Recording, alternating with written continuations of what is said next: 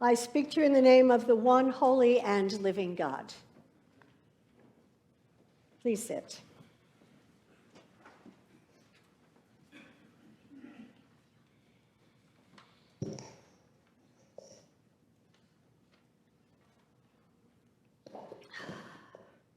Well, this morning we join Martha and Mary and the grieving Jews and Jesus weeping because we are greatly disturbed in spirit and deeply moved by the deaths of so many of our loved ones, friends, neighbors, and strangers throughout the world, by the tragedies happening in our families and communities, our country, and the world. And today we celebrate All Souls and All Saints and weep as we recount the deaths of much-loved members of our community, our family, luminaries in public life, neighbors, as well as the 482 children and adults murdered in mass shootings this year, and the gruesome deaths by COVID-19 of more than 5 million people, sisters and brothers throughout this world. Today, I think we can understand and maybe even be compelled, along with Martha and Mary, to not only weep, but chastise Jesus. Lord, if you had been here, all of these people would not have died.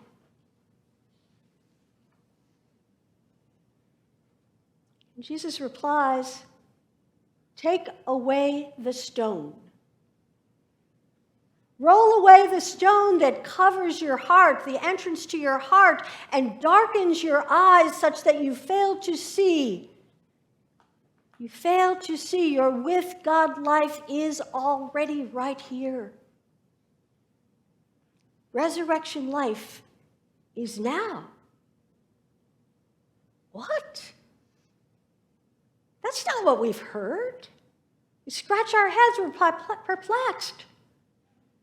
Well, here's the thing. In the remarkable story of Lazarus walking out of the tomb, Jesus shows us that we do not have to wait until after our bodily death for resurrection, because resurrection is now. Resurrection affirms the value of life right now. Lazarus walks out of the tomb to life right here, right now. Even though we all know, along with Lazarus, eventually his and our bodies will die. This story, God's story, is about life rising from the ashes. It's about walking out of the proverbial tomb, being transformed into new and renewed life right here, right now, given another opportunity for life. You see, when we choose to follow the way of Jesus, we pick up the cross to which our particular life is nailed, and we affirm, dying, we are restored to life, because resurrection is the way to live, freed of whatever has been binding us, held us back, prohibited us from being fully and truly who we are. This is the unwrapping of the grave cloths, letting them fall to the ground and step away. So let me try to explain. Consider the times in your lifetime when you have died. Let me just begin way back in the beginning. While in the moist, warm, safe darkness of the womb, most of us experienced near-perfect symbiosis, until those very muscles that cradled us contract so savagely that we nearly suffocate while being squeezed through an incredibly small channel, only to be expelled into an explosion of light and sound. What? We have to die to our celestial womb life, to be resurrected into the roar of terrestrial life, loosed from the bounds, the binding of the wound that at one point protected us. We are let go into new, more expansive life. Death and resurrection. Death to the way it was, being born, reborn into renewed resurrection life. This is our story. This is the story of life. And so presuming that our caregivers are fairly competent, that's not always a great assumption. One way or another, we tend to learn trust, to depend on them.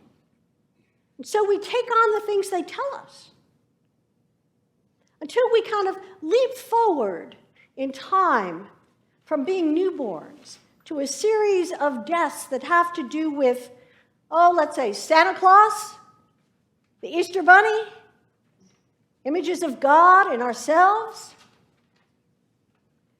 You see, we all hold at this point strongly felt and unexamined beliefs, beliefs to which our youthful selves are clinging, but they must die. They must die for our minds to take flight and for us to be resurrected as more than a collection of rules and roles and relationships and statements of faith as prescribed to us by authoritative family, friends, religious leaders. You see, these people are quick to tell us, this is what we believe. This is how we are to behave. You ask too many questions. Who do you think you are? Where do you get your authority? You must be crazy. Any of you ever hear any of those comments? Any of you ever make any of those comments? You see, rolling the stone away from our hearts, we unwind these conditional threads that bind us, which is to say, our naive innocence must die in order to claim our own convictions and values. So the cost is enormous. It's everything. No more Santa Claus. No Easter Bunny. No up there, out there, all-powerful God with a hand reaching out to us special chosen people. Oh dear. This is more than disconcerting. Feels like we're dying. And so with Mary and Martha, the grieving Jews and Jesus, we are greatly disturbed in spirit and deeply moved as our naively innocent self dies, along with that chorus of status quo voices, which we leave behind, losing friends. And we are resurrected in self-authenticating life. And it's messy. So I want to share with you an example of one of my many deaths and resurrections.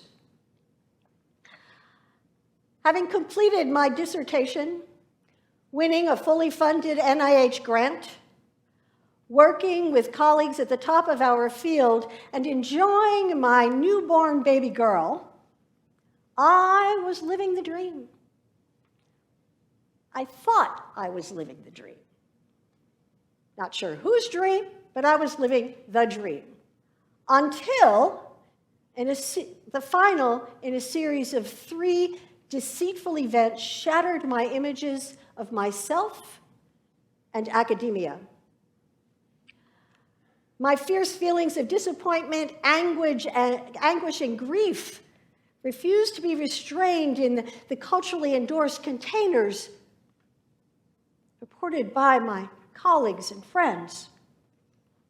I could no longer identify myself with colleagues and an academy that tacitly endorsed cheating, which meant I had to die as the rising star of that institution. I had to die to be resurrected as a woman whose own convictions and values prevail and preside from the inside out. And let me tell you, it was ugly.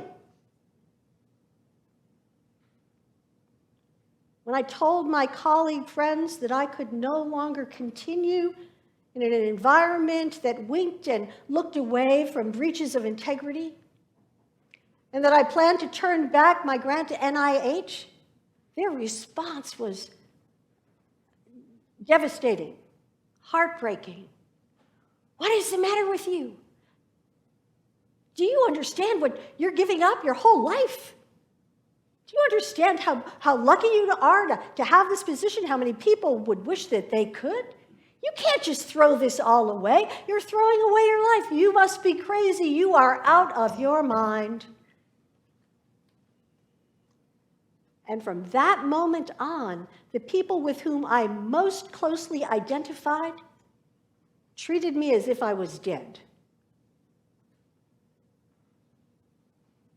In fact, when I asked one of them, you don't even talk to me.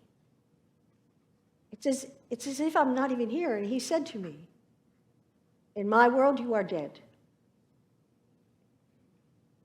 Well, it turns out I was dead.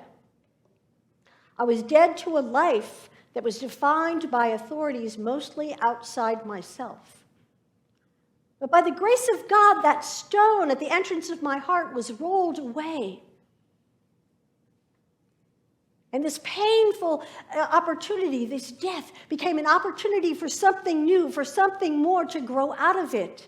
Because I could see and be free at last by God's grace, to be unbound by the dictates that told me this is what you have to do in order to be okay. Dying to my old way of life, I was let go to find a new life living from the inside out. Resurrection life. Right here, right now. Dear people of God, whether we're facing life-threatening disease, a country torn by conflict, families arguing by disagreeing over politics, everywhere we look, things are dying. And we can look at it in one of two ways. We can look at it and lament it and pound our chests and grieve and say, if only we could get it back to normal, to the way it used to be, and we will continue to lament and mourn. Or we can look at the death as the gateway, the opportunity for resurrection, new and renewed life. We get to choose. Today we join Mary, Martha, the grieving Jews, and Jesus weeping, but we do not stop at the weeping. We weep because we're deeply disturbed by the deaths of so many people, by the tragedies that fill our world, and if we follow the way of Jesus, we pick up the cross onto which our particular life is nailed, and we endure the deaths. We even endure the attachments to the way things used to be, the ones we loved and see no more. And we welcome them because we know they open the way to resurrection, to transformed life. And so with fear and trepidation and unswerving faith, we pick up the cross onto which our particular life is nailed, and we affirm, dying, we are restored to life. Because resurrection is the way we live. It's the way we live, renewed, right here, right now, with God. Amen.